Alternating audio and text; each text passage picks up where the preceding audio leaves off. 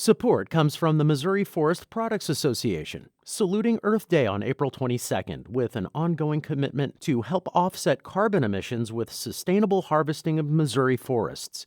Details at choosewood.com. Welcome to St. Louis on the Air. I'm Sarah Fenske.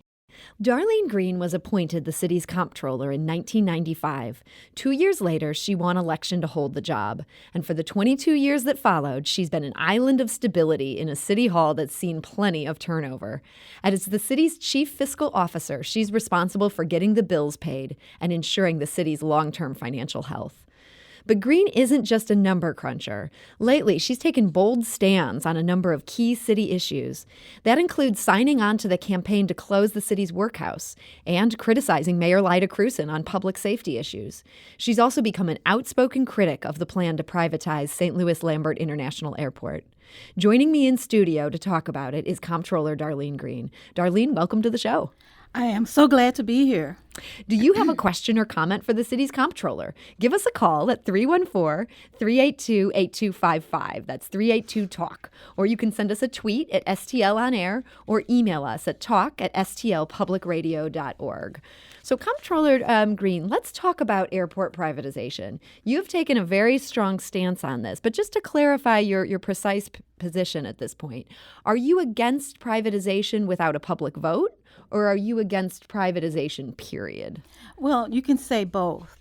I think that, first of all, doesn't make good financial sense. That's the first thing I'll say, especially because the airport has been, for the last several years, operating very efficiently and very positively financially. So I look at that and I understand that the coffers at the airport are flush. Mm-hmm. So with that means they're cash flush. That means that they're doing a very good job of operating the airport. And over the past 40 months, consistently, they have shown very strong growth at the airport. They've got more and more passengers. More and more passengers, and the air operations are better. The revenues are extremely strong. The credit ratings are up. And so the airport's doing very well without a private operator. Mm-hmm. There's this idea that we could get this lump payment up front, and then over time, they would be reaping, whoever gave us this lump payment would be reaping the profit from it. And people are saying, hey, the city's so broke that we need this cash payment up front. What would you say to that? I would say that is something that is a very skilled raider would say, somebody that's coming to raid the coffers of the city, somebody that's coming to raid the coffers of the airport. So, of course, they would say that. And so what that does to people goes way back to the time when, in the Shamo administration, there was a promise to reopen the Homer G. Hospital. And I hate to say it like that, but that's what I think about, because that was just a promise. So what we will hear about the privatization is that, yes, there's going to be $1 billion. They're going to pick any kind of number out of the air that they want, because the true reason for privatizing the airport, in my view, is to take the millions of dollars that are in several funds. Some of them are not federal funds. Some of them are just from good old-fashioned good business financing and good they have very strong reserves. Mm-hmm. And so people want that money. And if they were operating the airport under some sort of lease agreement, you think they might be able to get their hands on that money? They will absolutely want to get there first. They want to get that money first. As a matter of fact, one of the things that you will be told is that, that the operator would have to pay the debt. And they were going to tell you that there's so much debt at the airport. That is an absolute untruth, because the debt at the airport has been very large.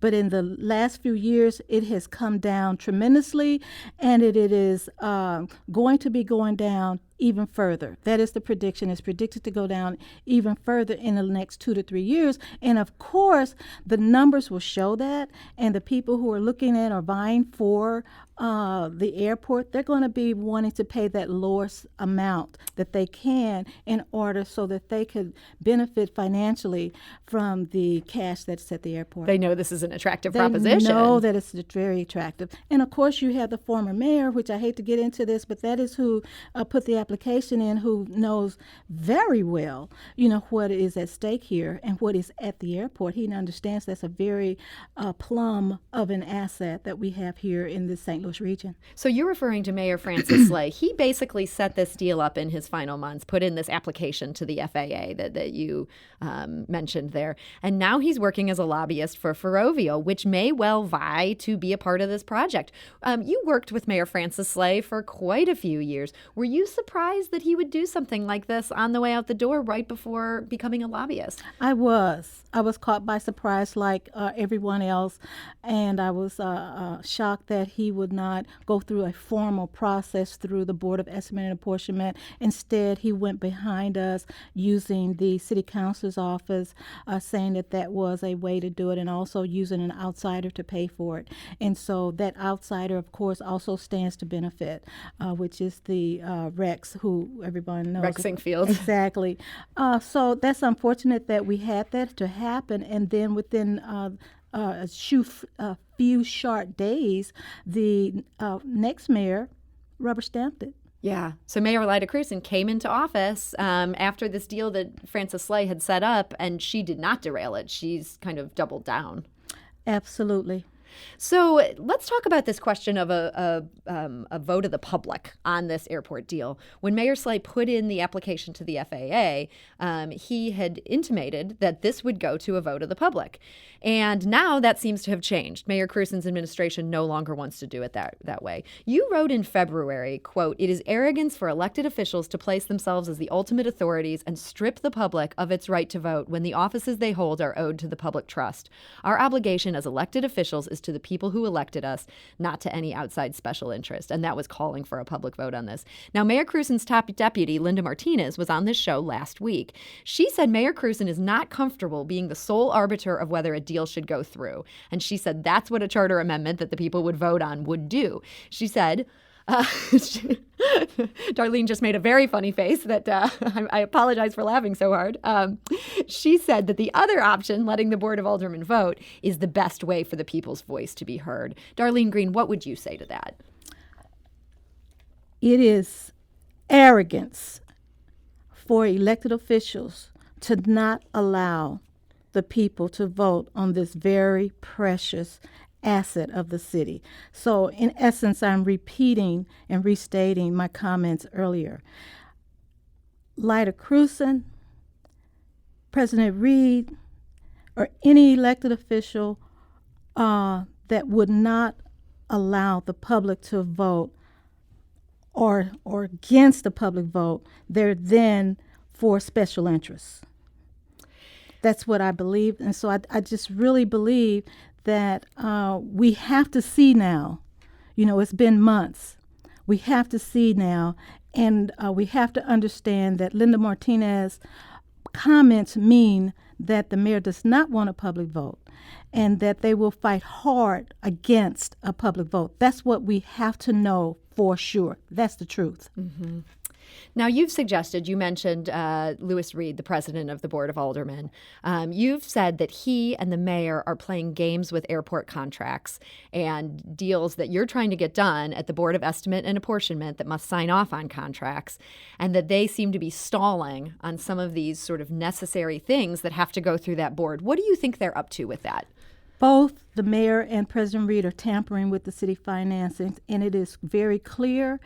And I stated firmly, and I stand behind my truth. They have begun something that has been unprecedented in city government to, in the face of city taxpayers, to tamper and lie publicly about the city finances, about their role in city finance, about what they know and what they don't know, about what they're doing and what they're not doing. And I think it's very shameful to believe that people in the city of St. Louis who are taxpayers and who are voters can't get it. They get it. They understand. The people who live here and who work here, they're smart people, and they get it when they see and hear the lies from our mayor and from the president of the Board of Aldermen. We've got a call. I'd like to talk to Jim, who's calling from Bridgeton. Hi, Jim. You're on St. Louis on the Air. Excuse me. Yes. Good afternoon. Thanks for taking my call. I called in the last time you guys had the airport show on as well. KWMU is to be commended for the amount of publicity they're bringing to this issue. I remember the buyout, and I went to the public hearing where you had an opportunity to dictate your comments to a stenographer. It certainly seems like Ms. Green is bringing up a lot of things that need to be brought out in public, and I believe the government of the city of St. Louis should not be trusted in this matter, because this is a hugely valuable asset that they want to reap a financial windfall through.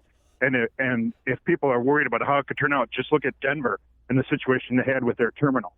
Thanks very much.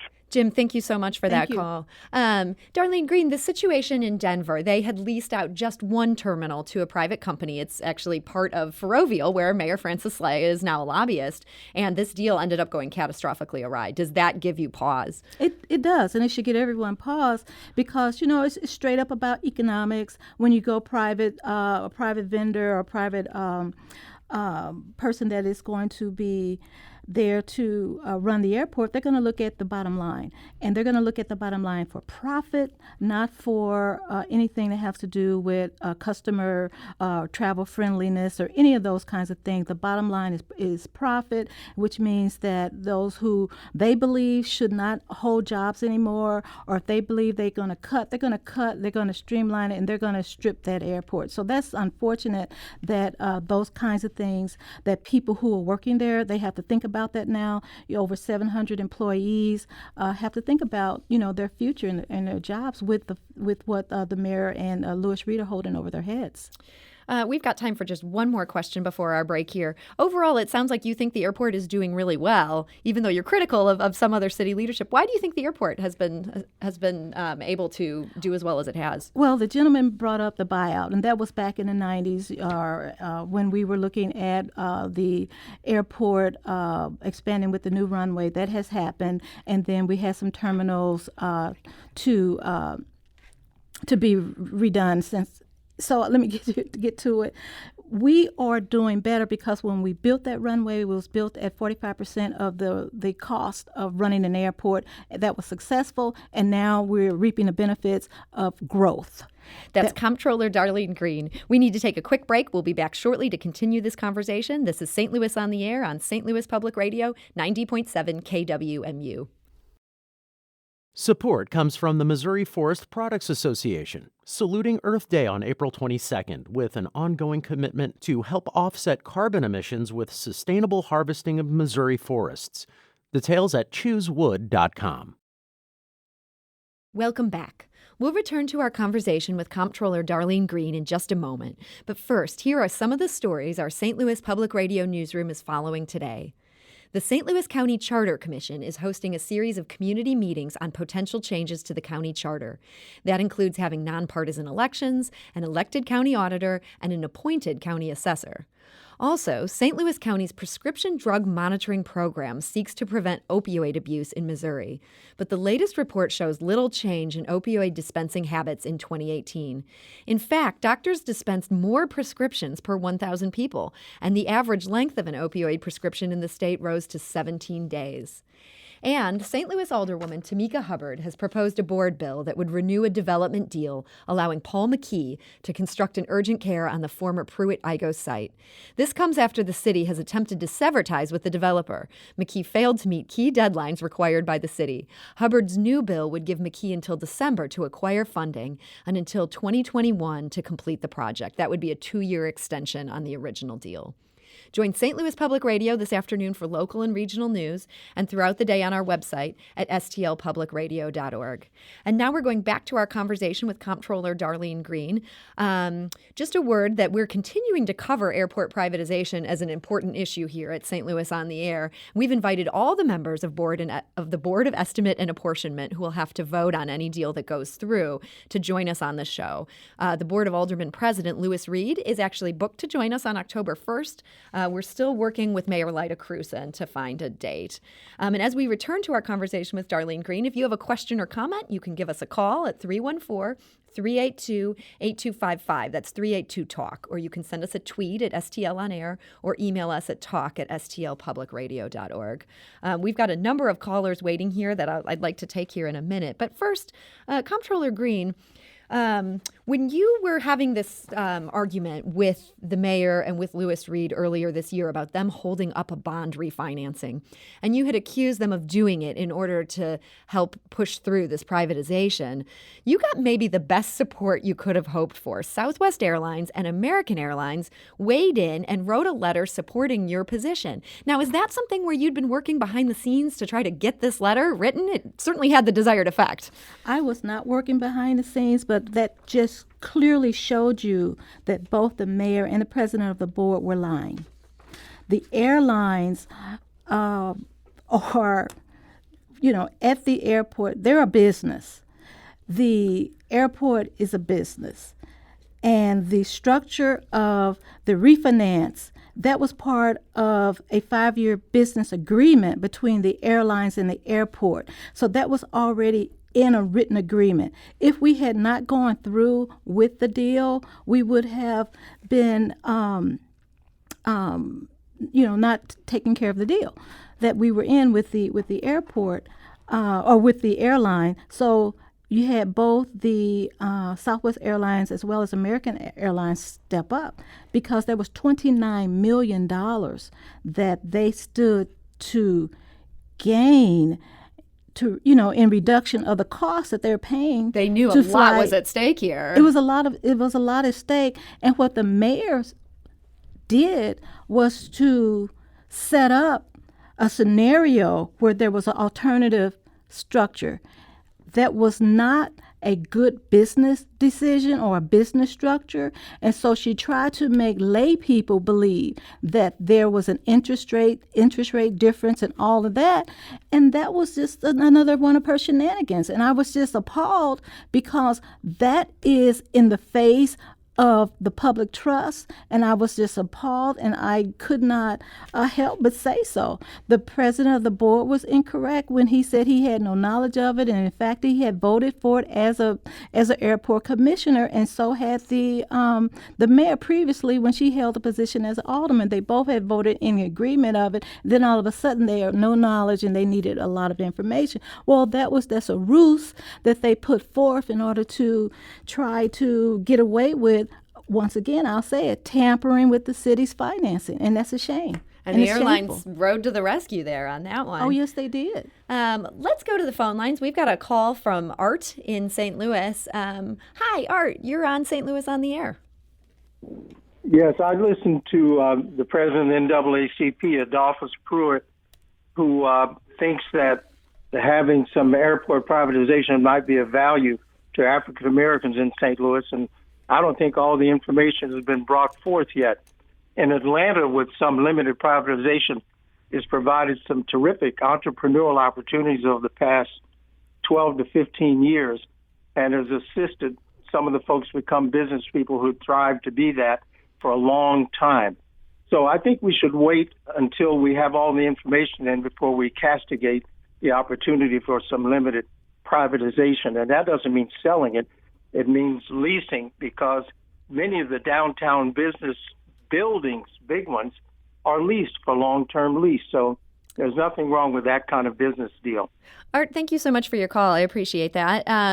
Darlene Green, the NAACP has said this might be worth exploring. Do you think when they say that, they're speaking on behalf of the African American community? Certainly, our community is a very diverse community, and when you're talking about the airport and a flying public, that's diverse. And so, what you need is more inclusion when it comes to African American and minorities doing business and leasing and working and feeling some economic enrichment regarding the airport. That's what we need, and that's where the NAACP should be, enriching African Americans. Where's the money for the African Americans right now, and as opposed to waiting to see? African Americans and other minorities have waited to see long enough. Mm-hmm. Let's go back to Mayor Cruson. You've said a few things about her today. You also wrote an op-ed about her about a month ago in the St. Louis American, and it was blistering. You wrote, Mayor Cruson is leaving the people she was elected to serve behind while she rushes to please special interests. And you said it's not acceptable that the administration waits for crises before acting, that people of St. Louis deserve an administration that is proactive and engaged, and had some examples of where you thought she'd fallen short on that in terms of public safety. What got you to the point of coming out blazing like that? Well, because it's absolutely correct. I see a rush to all kinds of special interests, all kinds of support for special interests, and then I see a scrambling when it comes to very necessary city delivery of service. Let's us be planning on how to reduce crime. Let us make sure that we've got our handle on how we're going to run a city as opposed to lifting up the special interests. What about the people who are paying the taxes when they buy a loaf of bread or a gallon of milk at the grocery store and they're expecting that they will have some delivery of city services? That's where it comes. The rubber meets the road. I'm going to run this city in the best interest of the citizens who elected me, or I'm not. And I had to say it because it was true that there was no priority set for delivering city services by this mayor or the administration, because the administration has been looped into her political first as opposed to people first. So the thing, this might sound cynical, but several people sent me this op-ed, and they all were kind of asking me the same question. Is the comptroller running for mayor? I am not. Have you thought about it? No, I have not. I have been asked to consider it several times. That's because the people are saying they're fed up. Yeah.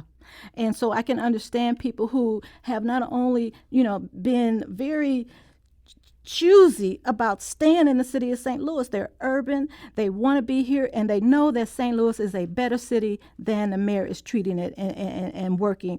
And we know that if we had better leadership, that we would be a better city. That's the bottom line. Now, you've seen the mayor repeatedly since you wrote that op-ed. Has she brought this up or attempted to have a dialogue about some of your concerns? The mayor is not willing to collaborate with not one single elected official except for the one that will be in lockstep with her, and that's Louis Reed. So there has been this level of fighting at City Hall that can seem like everything is being done through dueling press releases and swipes at each other. In some cases, it can feel like a lot of posturing and no action. With something like the violence that we've seen in St. Louis this summer, what's it going to take to get people to take this seriously and actually address it? I have taken it seriously from day one.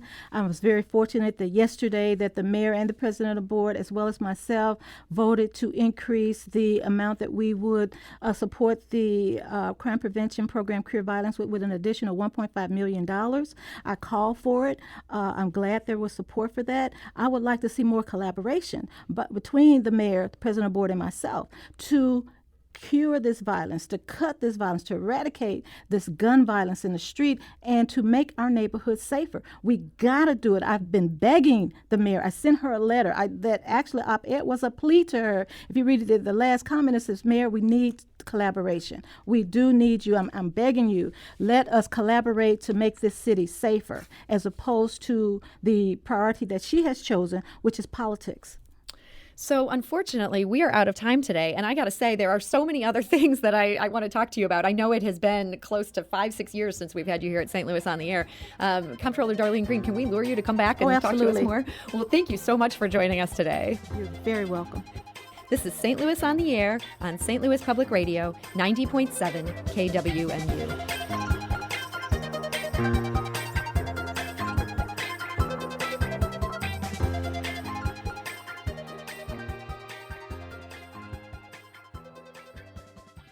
Support comes from the Missouri Forest Products Association, saluting Earth Day on April 22nd with an ongoing commitment to help offset carbon emissions with sustainable harvesting of Missouri forests. Details at choosewood.com.